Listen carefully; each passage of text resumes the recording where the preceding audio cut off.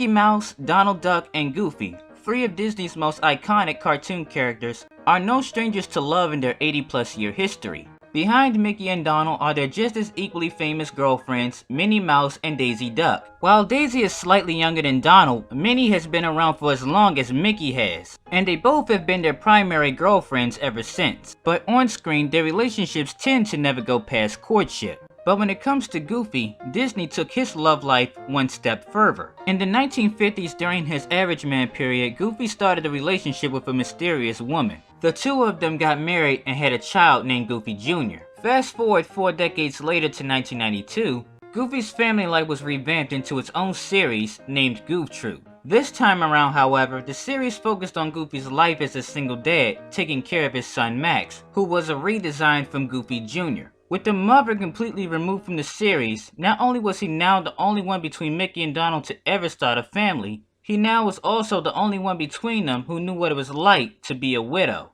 In 2000, the TV show had its second film release, an extremely Goofy movie, where Goofy would once again find love. Our next featured lovely lady was a librarian by the name of Sylvia Marpole. She was voiced by Bebe Neuwirth and was one of 2 love interests in the movie. In the sequel to a Goofy movie, Max, Bobby, and PJ have graduated from high school and are heading to college. But while Max was away, Goofy goofed up again and got fired from his job. In the unemployment office, he is told that if he wants to advance his career, he should consider going back to college. Hi, everybody! And of course, he didn't just pick any college, he picked his son's college. And because Max shared a dorm with Bobby and PJ, his friends were getting equally tormented as well. So when Max needed a distraction to practice for the X Games, he took his dad to get his first library card, where we first began to meet Sylvia. My dad needs a library card. Could Oh, you?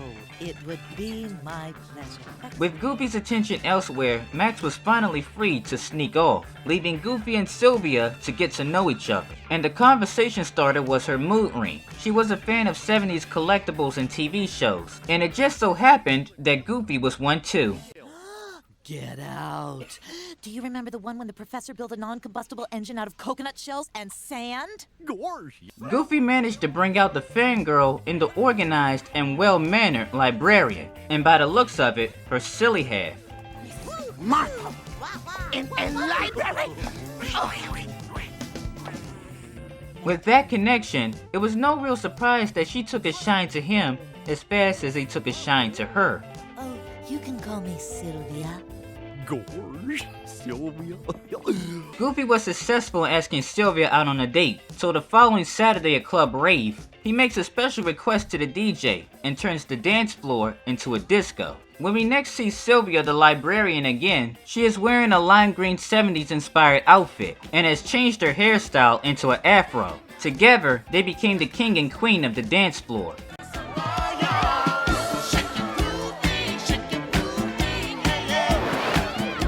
Goofy and his new girlfriend finished the night together in the park under the stars. When their hands touched, their mood rings flashed bright pink, symbolizing happiness, affection, and love. Not only did Goofy find love again, he was also at the height of popularity on campus. Needless to say, he had all the affection he could ever want, except in the one place he cherished most, his relationship with his son Max. Don't you get it? I'm trying to get away from you. I'm not a little kid anymore. Now just leave me alone and get your own life. Max left his dad emotionally devastated for the rest of the day. Being so distracted with Max, not only was he now flunking his classes, he forgot all about the new most important person in his life, Sylvia, and stood her up on their dinner date. We not very long after soon see Sylvia back in the library, still very angry at Goofy. He eventually returns to her to apologize, but the usually sweet librarian had a cold shoulder side of her personality to show him.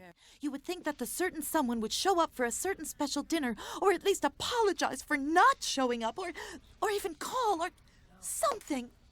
But even while she was hurt, it was hard for her to stay mad at him forever, and she eventually forgave him. Well, what are we waiting for? I've got a yearning for some learning. Yuck. The greatest thing Sylvia did for Goofy in her one-time role was when he needed to get his grades up, she stuck with him through long hours of the night and helped him ace all of his classes.